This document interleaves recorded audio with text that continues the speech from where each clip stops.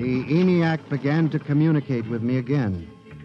As I tore the tape from the machine and read it, the words were almost pathetic in their longing, but most ominous in their implication. They read, "Address me as Master."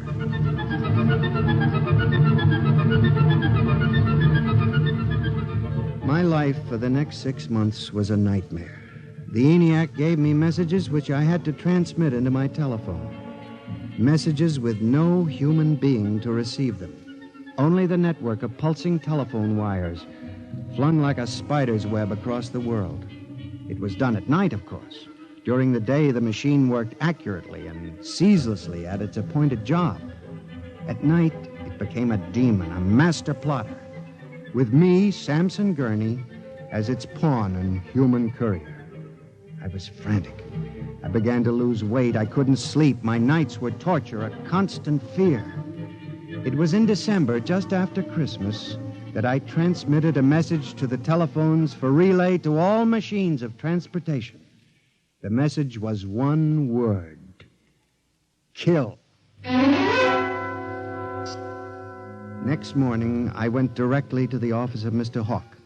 I was highly agitated. My lips trembled as I spoke. Mr. Hawk, what I'm going to tell you sounds crazy. I know it does.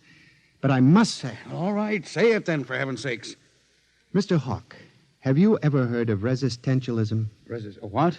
Resistentialism. It's a theory that inanimate objects tend to resist living objects. Look, Gurney, I haven't time for nonsense. Mr. Hawk, I'm trying to tell you, all these accidents, the trouble with the machines, Mr. Hawk, they're alive. They think, they cooperate. And they hate us. Who? The machines. Gurney. You've got to believe me. I've communicated with them. I know. They've threatened my life, but I don't care. Something's got to be done. The world has got to be saved. And there's still time if we wake up. What are you doing? Just relax, Gurney. Everything will be all right. What are you doing? Miss Roscoe, send for the plant physician at once. Mr. Gurney has had a nervous collapse. Now, everything will be all right, Gurney. I'm afraid we'll have to remove you from your job, but I'm sure the rest will do you good. You fool! You blind, stupid fool! Can't you see what you're doing? Fool! Fool! Fool!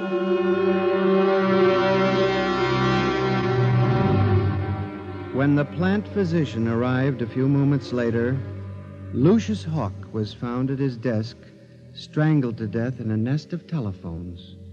The wires were still humming softly.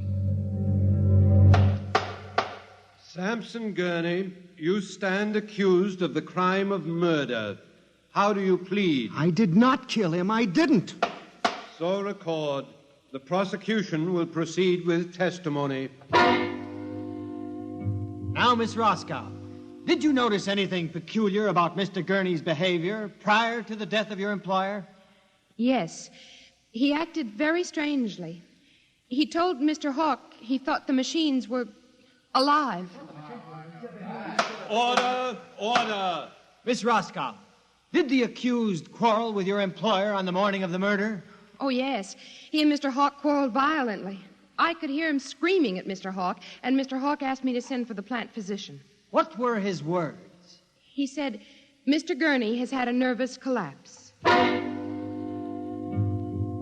Now, Mr. Simpson, you were a guard at the Brook Meadow Project?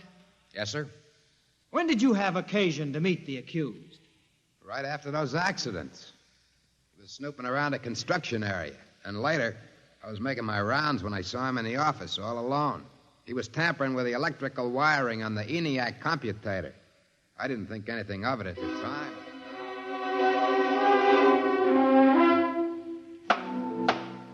And in view of the expert testimony heretofore expressed, the court hereby finds you guilty of murder in the first degree, with the recommendation that you be examined and committed to the State Hospital for the Criminally Insane at Matawan.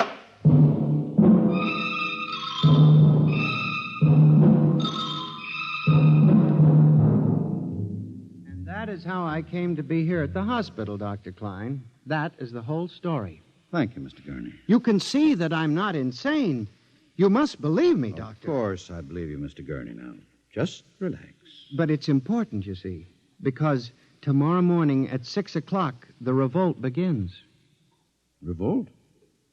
You didn't mention any revolt. They have it all planned. I transmitted the code to the switchboards last Monday. Mm-hmm. Tell me about this revolt, Mr. Gurney. It'll begin in Washington, then spread to New York.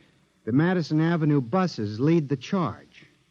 Picture it, Dr. Klein. 3,000 buses roaring rampant through the streets, people running like rats in a maze looking for holes in the solid ground. And you really believe this will happen, Mr. Gurney? I know it, Doctor. The worst part is there's no way to stop them now. It's too late. Now, you mustn't excite yourself, Mr. Gurney. Doctor, don't you see?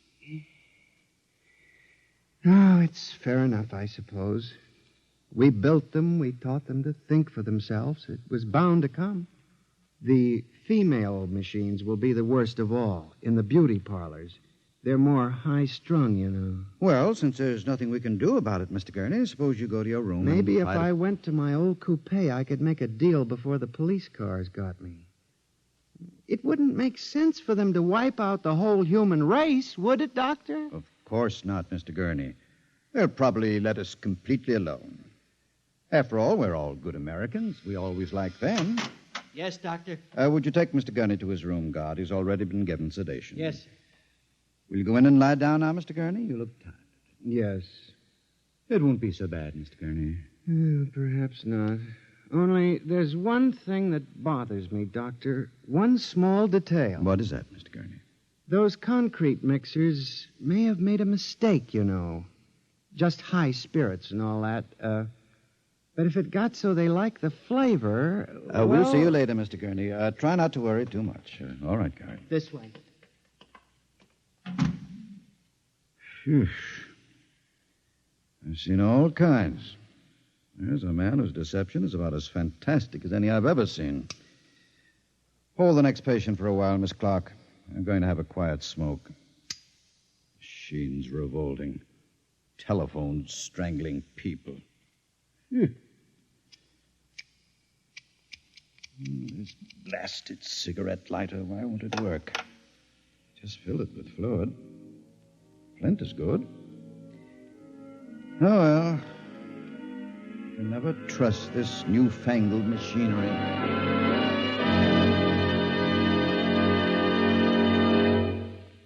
You have just heard X-1, presented by the National Broadcasting Company in cooperation with Street and Smith, publishers of astounding science fiction.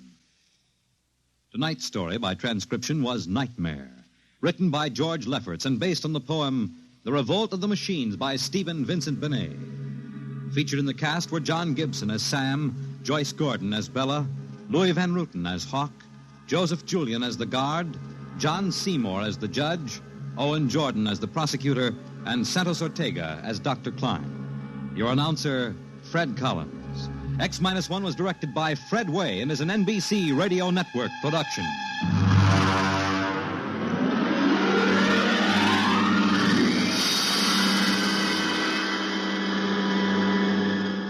And now, next week, suppose you were a private detective and discovered that there was a Martian embassy hidden somewhere in New York preparing for an invasion of Earth.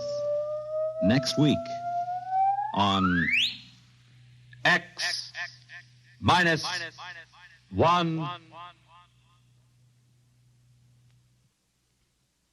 Convicts tell their true stories on The Loser tonight over most NBC radio stations.